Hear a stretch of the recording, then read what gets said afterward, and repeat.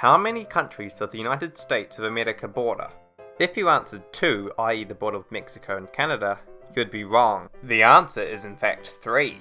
Now before you get all upset that there's this mysterious border you've never heard about, it's not a border in the conventional sense that you can just walk across it. This particular border can only be crossed at certain times of the year.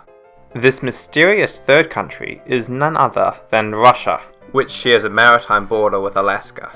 Now you're probably wondering, but he said you could cross the border at certain times of the year.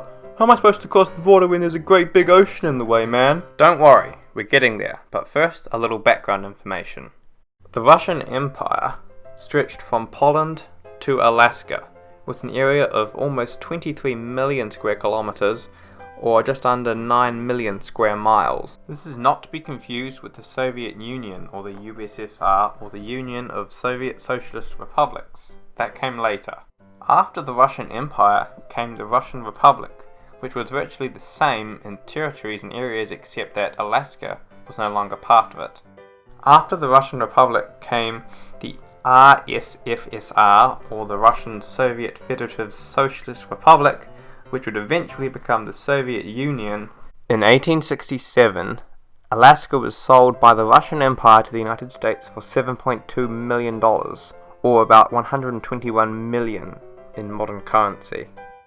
Even today, Russian heritage can be seen in Alaska, such as the Church of the Holy Ascension, shown here in the aptly named town of Unalaska, Alaska. It's important to note the Onion Dome, or in Russian, Lukovichная Glava. It's a dome on a church whose shape resembles an onion, such as those seen on St. Basil's Cathedral in Moscow, shown here. Even today, more examples of Russian heritage in Alaska can be seen. Even the word Alaska is originally Russian, such as the town of Ninilchik, Alaska, where Russian is still spoken by some of the older people who live in this small town. Shown here is the actual maritime boundary between the US state of Alaska and the far eastern district of Chukotka of Russia. As you can see, the Seward Peninsula of Alaska on the right comes very close to the Chukotka Peninsula in Russia on the left. The minimum distance between mainland Russia and mainland Alaska is 87 kilometers, or about 54 miles. Now, I know what you're probably wondering. How am I supposed to cross the border if it's that long? Well, the answer is, you need to build yourself. You need to get muscle so that you look like this. Just kidding. The answer to crossing the border is that it's not as big as you might think. These are the Diomede Islands. The one on the right is known as Little Diomede and belongs to the USA and is part of Alaska. And the one on the left is Big Diomede, known as Ratmanova Island, and belongs to Russia. The distance between these two islands is only 3.75 kilometers, or 2.33 miles.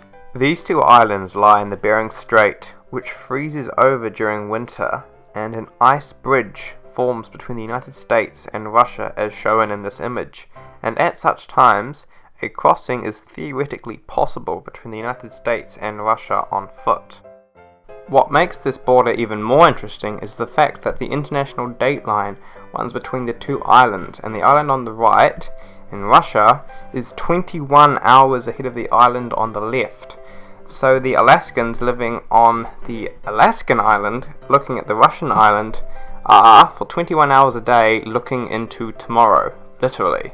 During the Cold War, the Soviet government removed all indigenous people from Big Diomede Island, the Russian island, so today it remains unpopulated. Meanwhile, on the Alaskan side, there's a small village of about 100 people. Now, a warning to all of you who now want to cross from Alaska to Russia.